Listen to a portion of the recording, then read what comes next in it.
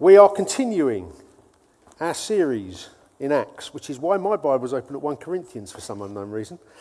That's not going to be helpful. That will just be confusing. We're continuing our series in Acts. We are coming into land on this. Did somebody just go woohoo? Hannah. You had enough already, right? We are halfway through chapter 25. So you haven't got many pages left in the book of Acts. So we are reaching the climax.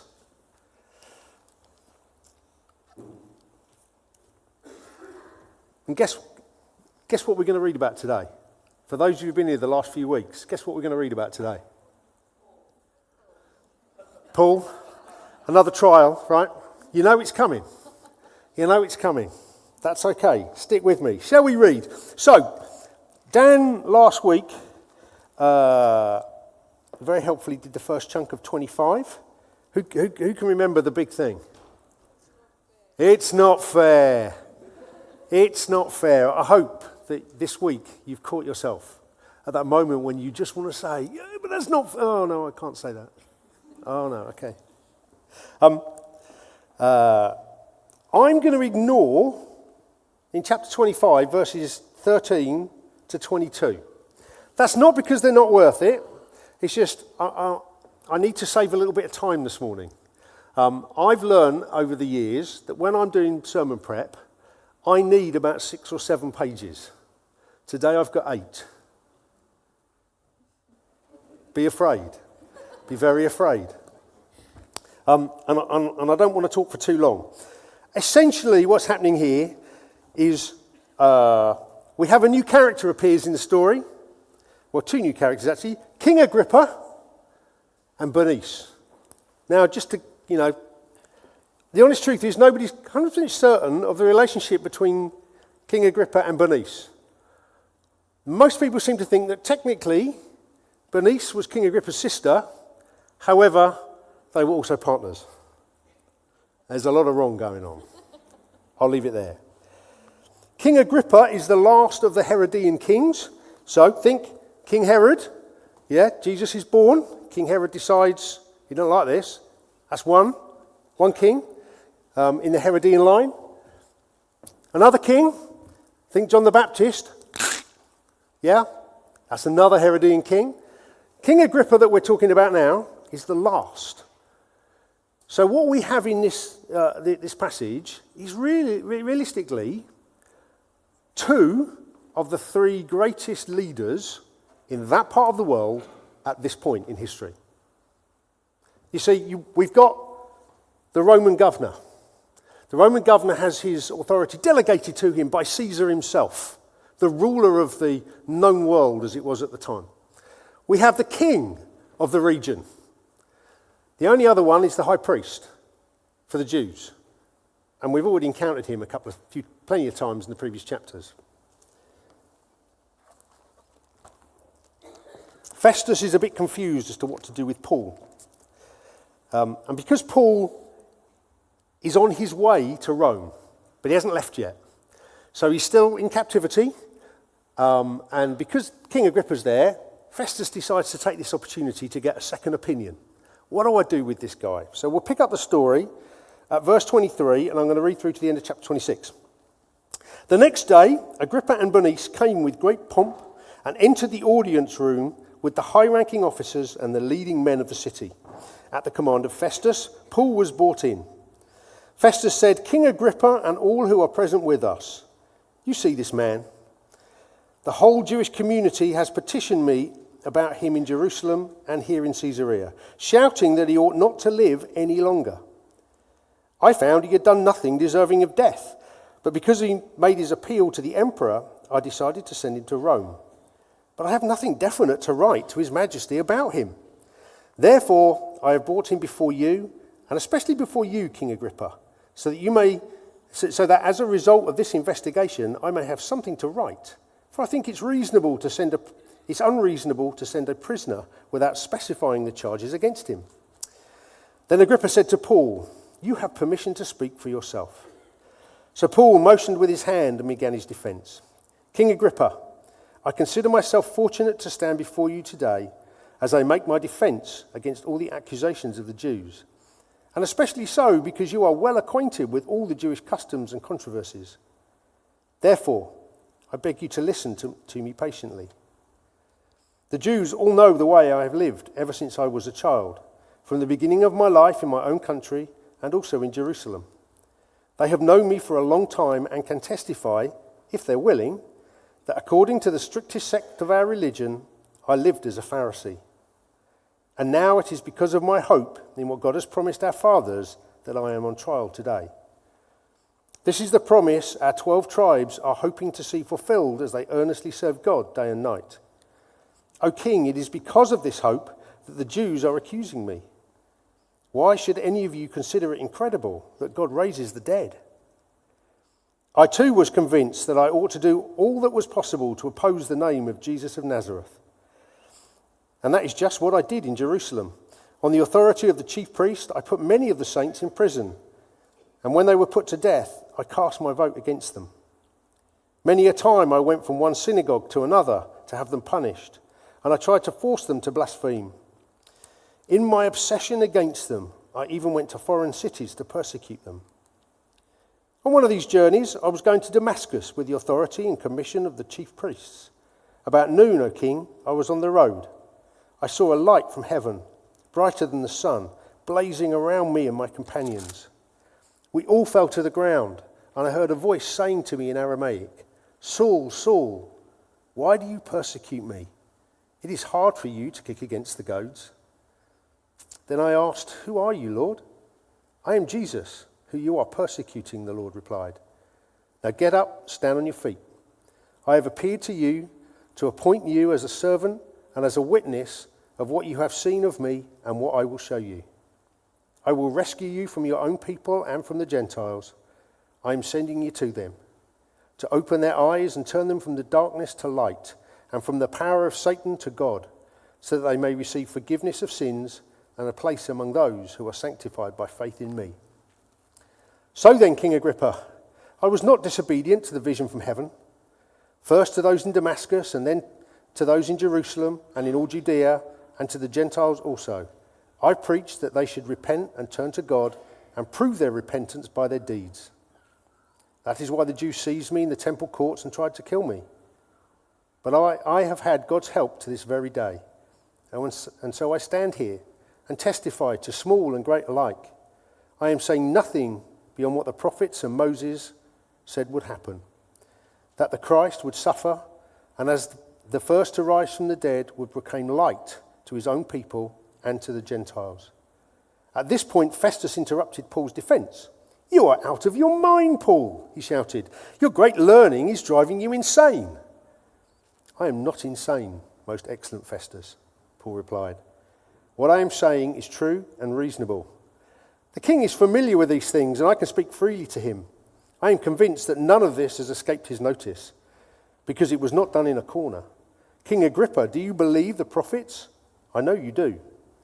Then Agrippa said to Paul, do you think that in such a short time you can persuade me to be a Christian? Paul replied, short time or long, I pray to God that not only you, but all those who are listening to me today may become what I am, except for these chains.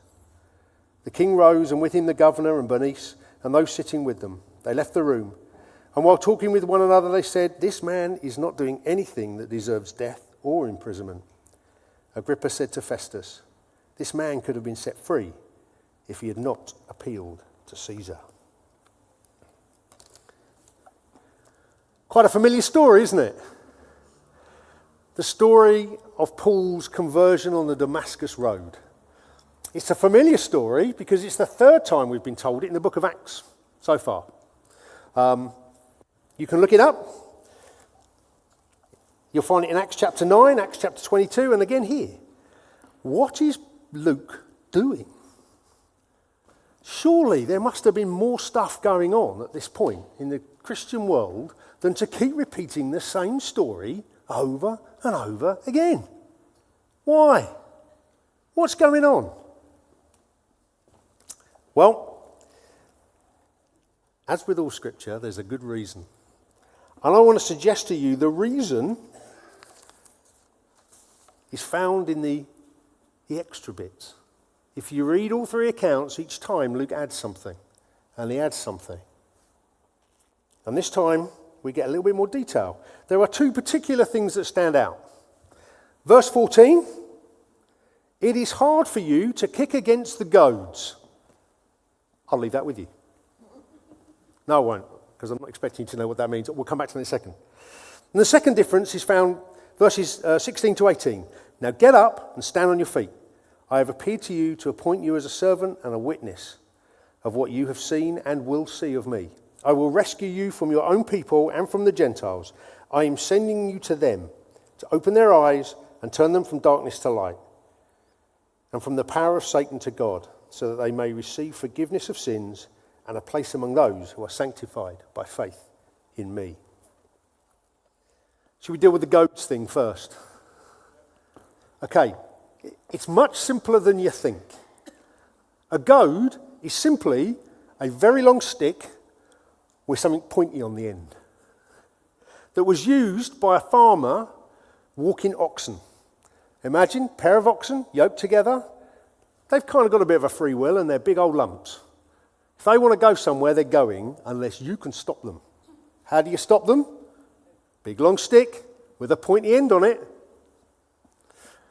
to keep them in line. The modern day equivalent would be a cattle prod. What's Jesus saying to Paul? What Jesus is saying to Paul is, you're the ox, I'm the farmer. You can try and push against me, but you're going to find it really hard because I'm on you. I am on you, son, with my big pointy stick. So you can try and ignore me. You can try and push against me, but who loses that battle? Who loses that battle? The ox every time. Every time. And then we see this commissioning of Paul. The thing is, it's not his only commissioning in this passage, is it? You see, Paul sets off on the road to Damascus with a purpose and with a commissioning from the high priest to go and destroy the church wherever he can. Paul has a strong purpose to his life. And then suddenly Jesus appears and gives him a different one. Gives him an alternative. Now, the truth is, Paul could have stuck with his original plan. Many did. Paul could have tried to stick with his original plan. Or he could go with Jesus' plan. Jesus warned him, you stick with your own plan, it's going to be really hard for you. It's going to be really hard for you.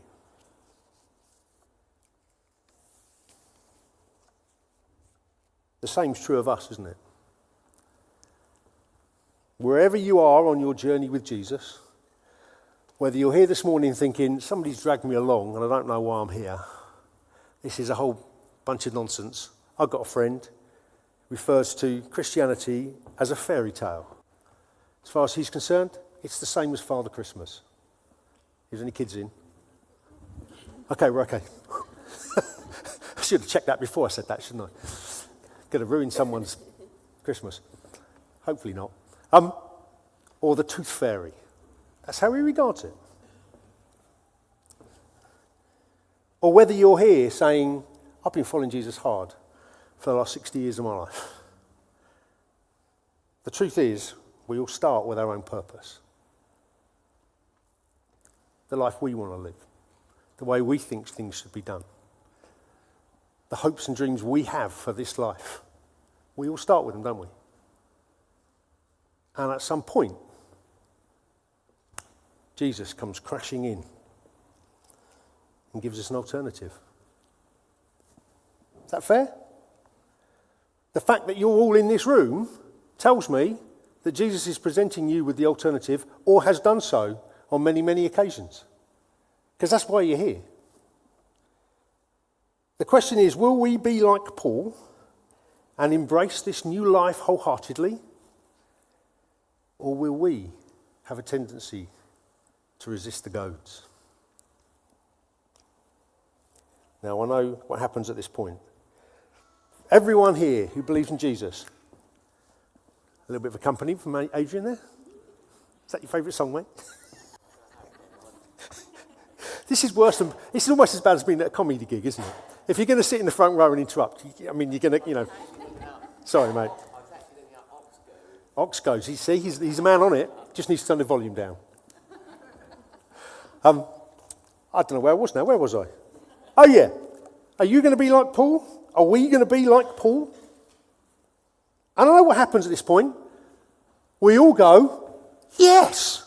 Of course we want to be like Paul. Of course we want to give our whole life, don't we? Is that what we're doing? Hello? Yeah? Yeah, that's what we're doing, isn't it? Okay. Sort of. At least there's two of us. And Dan was nodding as well. That makes three of us. That's our instinctive reaction is yes. However, I think too often we actually find ourselves in a position where we are resisting what Jesus says. I kind of want to just open that up a little bit this morning for us. Now, if you're not a Christian here, actually this for you is really simple. This is really simple. Because actually, the fact you're in this room today tells me that Jesus is on your case. Jesus is revealing himself to you. You may think that you came here this morning because you wanted to. It was your good idea. Well, it kind of was. But in the same way that it was kind of Paul's idea to go to Damascus.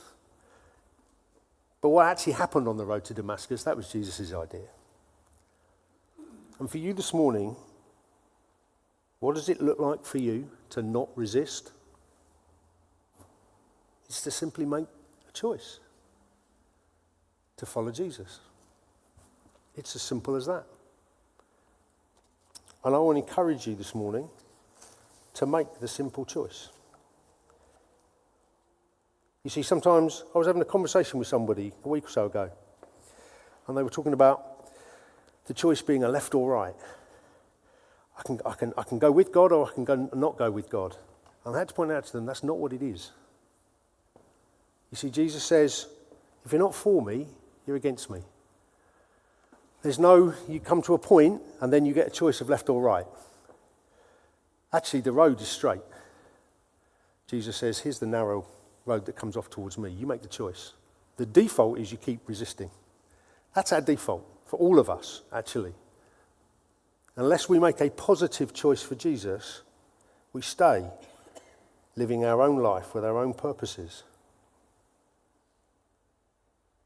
If you don't know him this morning, if you haven't responded to him this morning, he calls you to follow him, to accept his offer of forgiveness, salvation, life in all its fullness.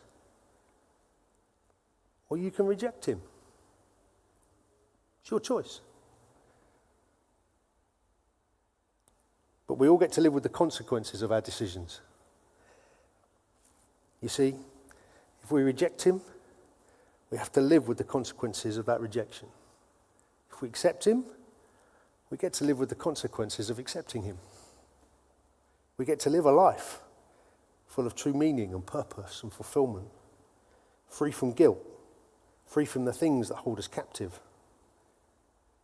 If we choose to ignore him, to resist him, we get to live with a life of emptiness and ultimate hopelessness that comes with that. I want to encourage you this morning. If you have not made a positive commitment for Jesus, why not today? The Apostle Paul was convinced that actually his testimony was enough for all those in that room listening to him to make a decision. And actually the truth is, it's the same for every one of us here. If you don't know Jesus, I want to encourage you, and I'm going to give you opportunity later to make a decision, to say yes to following Jesus.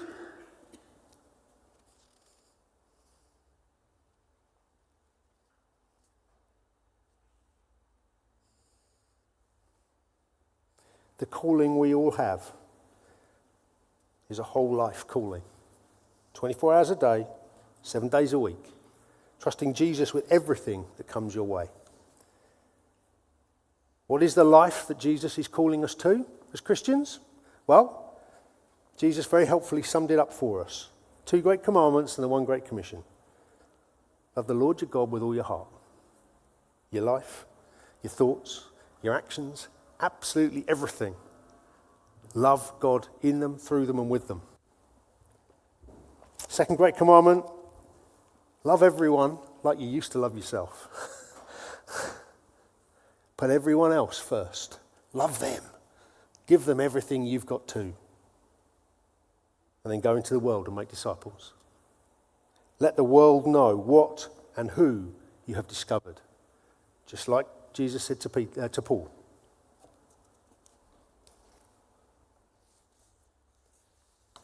How does this work? What does this look like in our lives? Well, I just want to read you a little quote. One of my favourite authors, Andrew Wilson. Hands up if you've heard of Andrew Wilson. He's great, isn't he? He just writes just theologically deep and solid stuff, but in a really easy and light-hearted way. Not light-hearted, but easily accessible. I would encourage you to get this, The God of All Things. It's a great book if you just want your mind expanded on the reality of God in day-to-day life. It's about 30-odd chapters. 30 chapters. And he just talks about God in ordinary life. Where do you find the image of God? In dust. Ever thought about that? Or pigs, or horns, or galaxies, or honey, or mountains, gardens, rainbows, donkeys, wind, water, bread, trees, trumpets, pots, fruit, viruses. I like that chapter. That was a good chapter. Honestly, I'd encourage you to get this. It's a great little book. But let me just read something he says, which I think is helpful for us.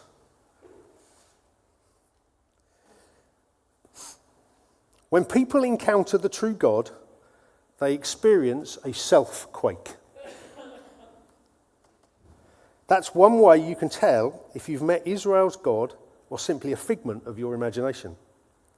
A made-up God will leave your world undisturbed, conveniently aligning with your priorities without displacing anything, because ultimately you are more glorious than it is. The real God, however, will land in the middle of your life like an elephant crashing through the ceiling, displacing your sin, changing all your priorities, and forcing you to reorientate your life around the weight of his glory. I found that quite challenging. How often in our lives do we ask God to fit in with us, with our priorities?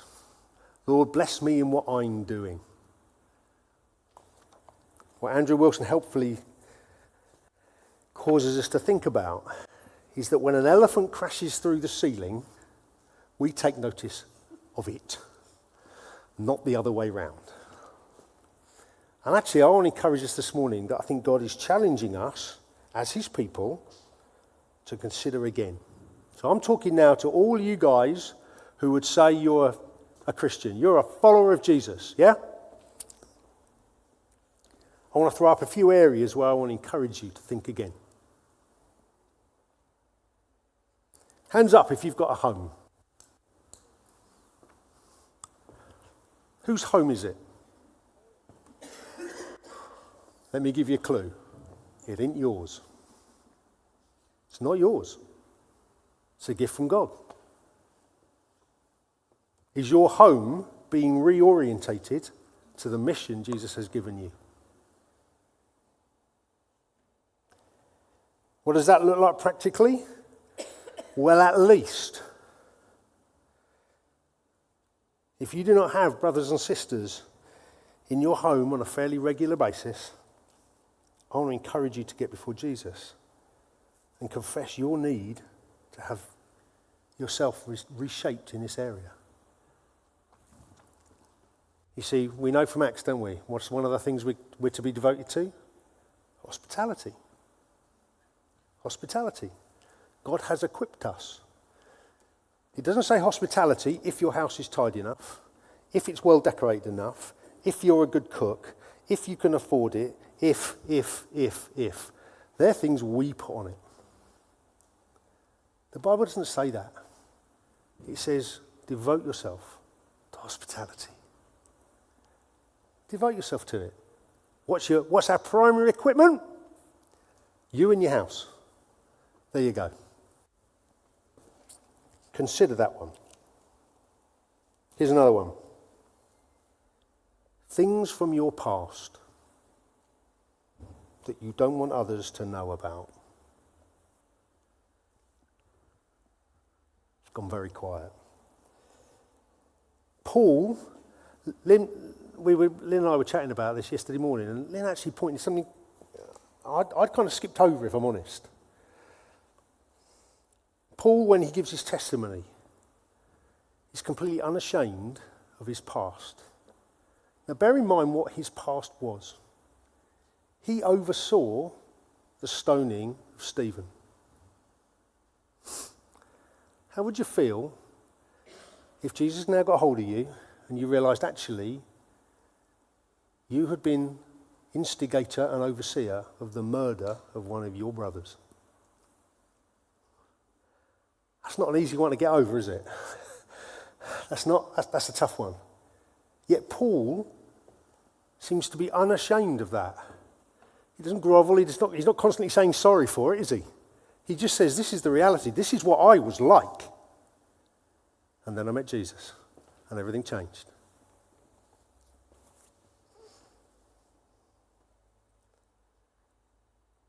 Are you unashamed? Are you ashamed of your past?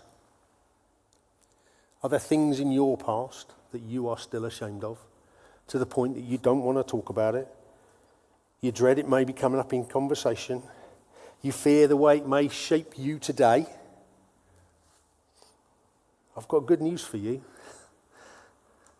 Jesus didn't die on the cross to forgive you for some stuff. He did that, but that's not where he ended. He died on the cross to take it away from you. See, whatever it is that you are ashamed of, I can guarantee you two things. You were there, and so was Jesus. Whatever it was, whatever you did, whatever happened to you, whatever that thing is, you were there, and so was Jesus. So you've got nothing to hide. And when Jesus stepped into your life to save you, he knew what he was doing. The transaction of salvation is all the dirt, the rubbish, the wrongness, the stuff we should be ashamed of is taken from us and put on him. And his perfect beauty, whiteness, cleanness, righteousness is taken from him and put on us. Do you get that? That's the transaction that happens when we give our lives to Jesus. His righteousness is given to us. Our brokenness is taken by him. We don't share it. We don't hang on to it. If we're hanging on to it, guess what we're saying is, Jesus, your death on the cross wasn't enough for me. I want more. Jesus, you need to hear Jesus' words. There is no more. You're settling for less. Here comes the goad. Boom. Come on. I have set you free. I have set you free, says Jesus. From sin, from death, from shame. I have set you free. Will you trust me? Will you trust me? You see, the Apostle Paul's shame had turned into part of his testimony. And I've seen this so many times over the years, where things that people are embarrassed about and ashamed about, when they finally give it over to God, what happens is, you watch a journey take place where suddenly God is now using that very same thing for them to encourage people to follow Jesus wholeheartedly. You see, when Jesus saves us, he knows what's going on in our lives because he was there. Whether you like it or not, you may not have known Jesus, but he knew you and he was shaping you. Even back then, the life you've had is the life Jesus has chosen for you. Good or bad. Whatever we think about it, we're the ox. We're not the farmer. Are you going to trust the farmer with the things of your past? If you're a Christian and you still feel ashamed or guilty, I want to encourage you to get before Jesus and confess that you are holding him at arm's length and allow him to change things for you. Gosh, look at the time. I'm going to rattle through the next two. Do you spend your days, however you spend your days, growing in your understanding of how Jesus is shaping you to be like him and using you to show and tell the world about him? Are you aware of that day by day? You see, it's really hard, isn't it? Life just wants to crowd in around us. Often we're either too busy or we're not busy enough and we get bored. And when we get bored, we start doing things we shouldn't do. But the truth is, whatever our lives are, that's where Jesus starts. It doesn't start in our lives once we reach a certain place, once we get our lives in a certain order. No, that's back to relying on ourselves. Jesus says, trust me. Whatever your life looks like, good, bad, or downright ugly, that's where Jesus meets you.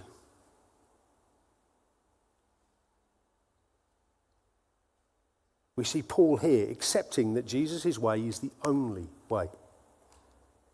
So he willingly accepts it. But let's be honest, it's hard, isn't it? Being a Christian is hard. If you're considering Jesus, whether you want to follow him or not, I just want to be really clear to you now. It is not a bed of roses. Jesus is great. I've been following him for 42 years or something. And I wouldn't change one day of that. Not one. But you need to know it's tough sometimes. Why is it tough? Because you're not in control. Somebody else is. And his ways are not your ways. Because he's winning for you something much greater that we don't understand right yet. Not fully. We can kind of glimpse it. But we don't fully understand the glory that he is winning for us. The question is will we trust him? Will we trust him? If your life is still predominantly your life, you're doing the job you do simply because it's money. You live in the house you live in, driving the car you live in, spending your money on the things you spend your money on because you want to. I want to encourage you. Think again.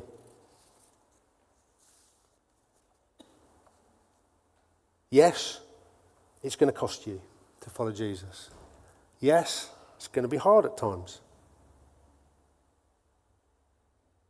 But if it's the road he wants you to walk,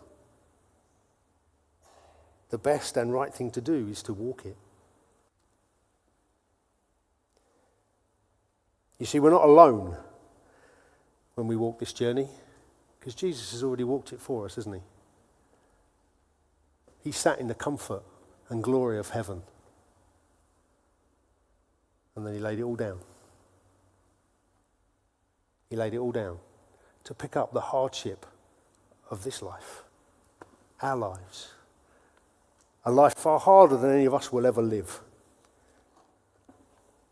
A hardship that not only led him to be persecuted, to be beaten, scorned, nailed to a cross, but a hardship that caused his Father to turn away as he took on your sin and my sin.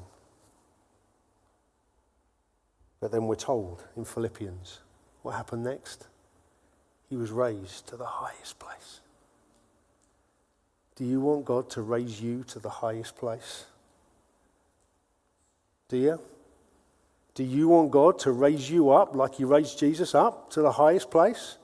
Do you want to walk into heaven one day and realize that you are being lifted way higher than you can even imagine right now? Do you want that for the rest of eternity? Well, God may ask you to walk through some slightly harder times in this life as part of the journey. And it's not just to get you somewhere. It's because he wants to use you to help others get somewhere. We are here reading about Paul's story. If Paul had sat in comfort in a nice garden writing a few letters to some folks, he probably wouldn't be in the Bible. He's in the Bible because he was prepared to go through the tough times and go exactly where Jesus wanted him to do the exact things that Jesus wanted him to do. And it's the same applies for us.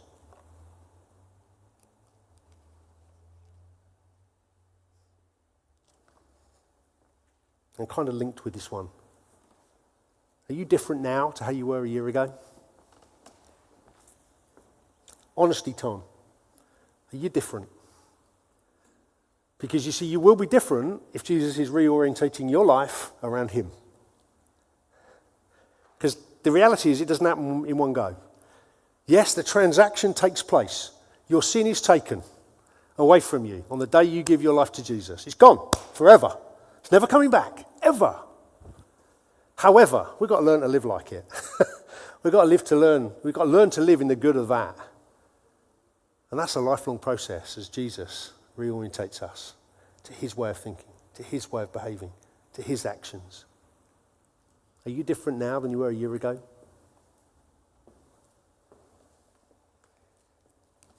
You see, I want to encourage you that if you're a Christian, you can be and you should be different. The Bible, we've heard it once this morning already. The Bible uses the phrase born again. It's a strange phrase, isn't it? Even for the first hearers, it's like, how can you be born again? It's quite simple. That when we encounter Jesus, as we're told in 2 Corinthians, if we are in Christ, we are a new creation. The old has gone and the new has come. Is the old diminishing and the new coming through in your life? Is that what's happening for you? You see, I don't think we can walk with Jesus, going his way, and not be changed to be like him. Day by day, week by week, month by month, year by year. Now, if you're honest and you're sitting there thinking, I'm not sure I am changing, I want to encourage you to get before Jesus and confess your sin to him. The sin of living life your way, not his. Ask him to take hold of you afresh and change you, to shape your heart, your mind, your life, so that you become the person he desires you to be. Walking with Jesus will always lead us into situations and seasons that we find challenging. You see, it's where faith is built and is worked out. But Jesus will give us a life full of opportunity to be shaped.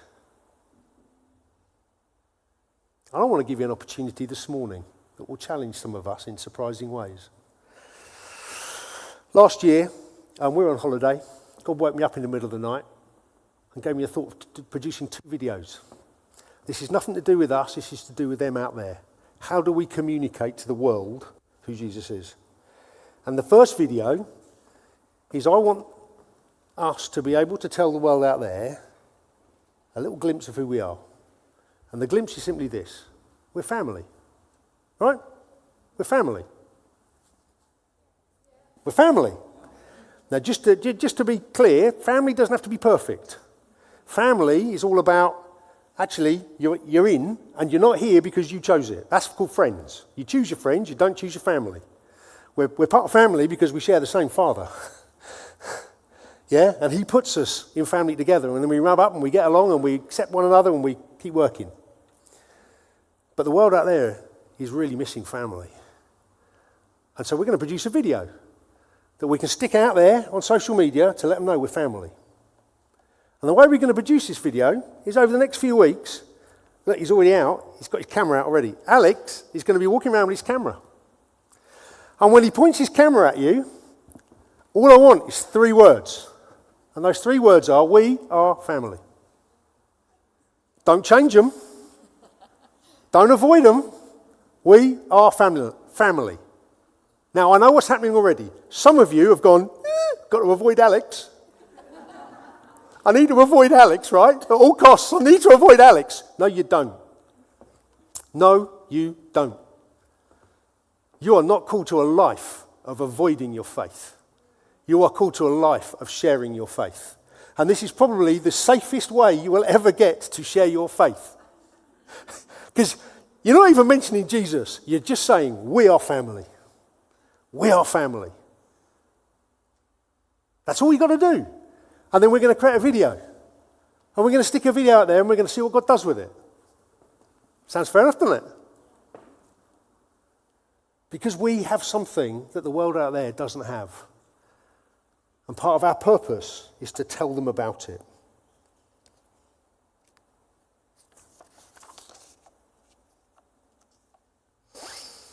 I'm going to stop there. Does the band want to come back?